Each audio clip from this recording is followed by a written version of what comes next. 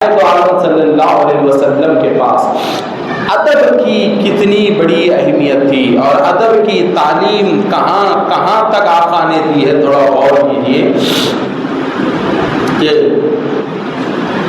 رسول اکرم صلی اللہ علیہ وسلم کی بارگاہ میں یہودیوں کا ایک گروپ آیا اور آ کر گزارش کی کہ یا رسول اللہ کچھ دیر کے لیے ہمارے مقام پہ چلیے، ہمارے پاس ایک جھگڑا ہوا ہے، ایک مسئلے کو حل کرنا ہے.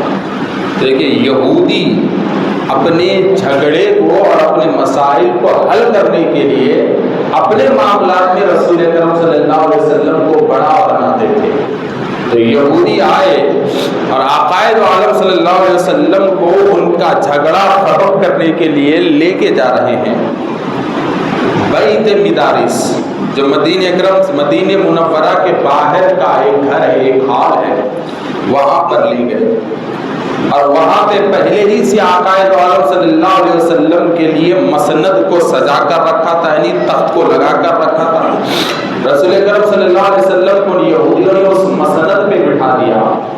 جب رسول اللہ مسند پر بیٹھ گئے تو بیٹھنے کے بعد سارے یہودی ٹھہرے اور اپنا معاملہ سنایا کہ ہمارے قوم کے ایک بندے نے فلاں عورت کے ساتھ زنا کیا ہے اور یہودیوں کے پاس زنا کی جو سزا ہے اس سزا کو لے کر ہمارے پاس آپس میں اختلاف ہو رہے ہیں.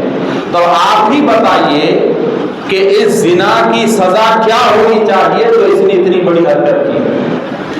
تو رسول اکرم صلی اللہ علیہ وسلم نے کہا کہ تمہاری کتاب تورات کو لے کر آؤ. تو یہودی تورات کو لے کر آئے تو جیسا ہی تورات رسول اکرم صلی اللہ علیہ وسلم کے سامنے آئی تو عقائد عالم صلی اللہ علیہ وسلم اپنی مسند سے اٹھ گئے اور تورات کو اس مسند پہ رکھا. حالانکہ نزول قرآن کے ساتھ ہی تورات منسوخ ہو چکی تھی، تورات کا حکم ختم ہو چکا تھا. اور اس وقت حضور شیخ الاسلام بانی جامع نظامیہ امام محمد انور اللہ فاروقی علیہ رحمۃ الرحمان لکھتے ہیں کہ جس وقت یہ واقعہ پیش آیا اس وقت تورات میں یہودیوں نے رد و بدل شروع کر دیا تھا. حقیقت میں وہ وحی الہی کی کتاب نہیں تھی، اپنی مرضی کے کچھ معاملات کو اس میں ڈال دیے تھے، مگر باوجود اس میں تحریف ہو رہی ہے یہ رسول اللہ کو معلوم تھا اور من مانی یہ لوگ استعمال کر رہے ہیں یہ رسول اکرم صلی اللہ علیہ وسلم کو معلوم تھا.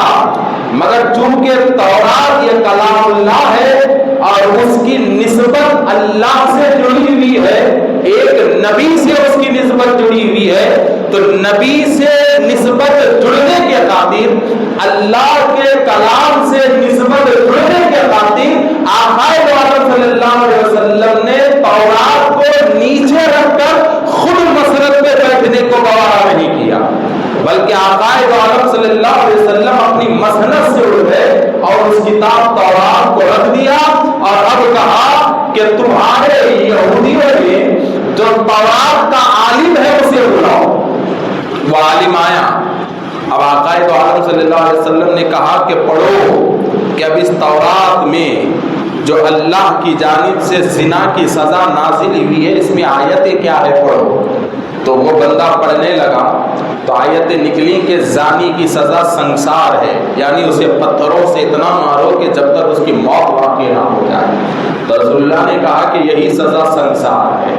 سزا مقرر ہوئی، رسول اللہ وہاں سے نکل گئے. تو بتانے کا مقصد یہ ہے کہ دوسرے نبیوں کی کتابوں کا بھی احترام محض نسبت کے خاطر عقائد عالم صلی اللہ علیہ وسلم کے پاس کیسا ادب تھا اور ادب کی تعلیم رسول اکرم صلی اللہ علیہ وسلم نے کیسے دی. دیکھیے کہ زندگی کے ذاتی معاملات میں بھی عقائد عالم صلی اللہ علیہ وسلم نے ادب کو کہاں تک سب سے آگے رکھا امت کے لیے. ذرا دیکھیے کہ رسول اکرم صلی اللہ علیہ وسلم فرماتے ہیں کہ جب تم رفع حاجت کے لیے بیٹھو، پیشاب کے لیے بیٹھو یا کسی اور ضرورت کے لیے جب تم طہارت خانے میں بیٹھو تو اپنا منہ قبلے کی طرف نہ کرو. یعنی کہ طہارت کے آداب بھی امت کو بتا رہے ہیں. اندرونی آداب بھی رسول کرم صلی اللہ علیہ وسلم نے سب سے اہم رکھے امت کے لیے، اور جو پرسنل آداب ہیں وہ آداب بھی سب سے اہم رکھے آقا دو عالم صلی اللہ علیہ وسلم نے امت کے لیے۔ اور طہارت کا تو بتاتے ہوئے کہا کہ تم طہارت کے لیے، پیشاب کے لیے جب تم بیت الخلا میں جاؤ، باتھ روم میں جاؤ، تو تمہاری بیٹھنے کی حالت ایسی ہونی چاہیے کہ تمہارا منہ قبلے کی طرف نہ ہو اور نہ ہی تمہاری پیٹھ قبلے کی طرف ہو۔ نہ تم منہ قبلے کی طرف کرو، نہ پیٹھ تم قبلے کی طرف کرو۔ اور پھر آقا صلی اللہ علیہ وسلم بتاتے ہیں کہ تمہیں قبلے کا خیال نہ رہا، اچانک بیٹھ گئے اور بیٹھنے کے بعد تمہیں خیال آیا کہ میرا منہ قبلے کی طرف ہوا، ایسے وقت میں تم پیشاب کر رہے ہو اور خیال آیا کہ میرا منہ قبلے کی طرف ہوا، اگر تم خیال آتے ہی قبلے کے احترام کے خاطر اگر تم پلٹ جاؤ گے تو قبلے کے ادب کے سلے میں اللہ تمہارے گناہوں کو بخشے گا۔ یہاں تک فرماتے ہیں تو ادب کی اسلام میں بڑی اہمیت ہے۔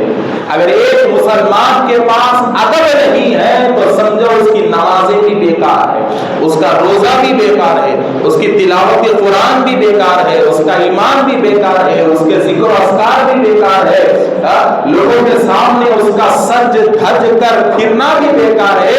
اس لیے کہ آقا دو عالم صلی اللہ علیہ وسلم نے اسلام کی بنیاد ادب پر رکھی ہے، اور ادب یہ اسلام کی روح ہے، ادب یہ اسلام کی بنیاد ہے۔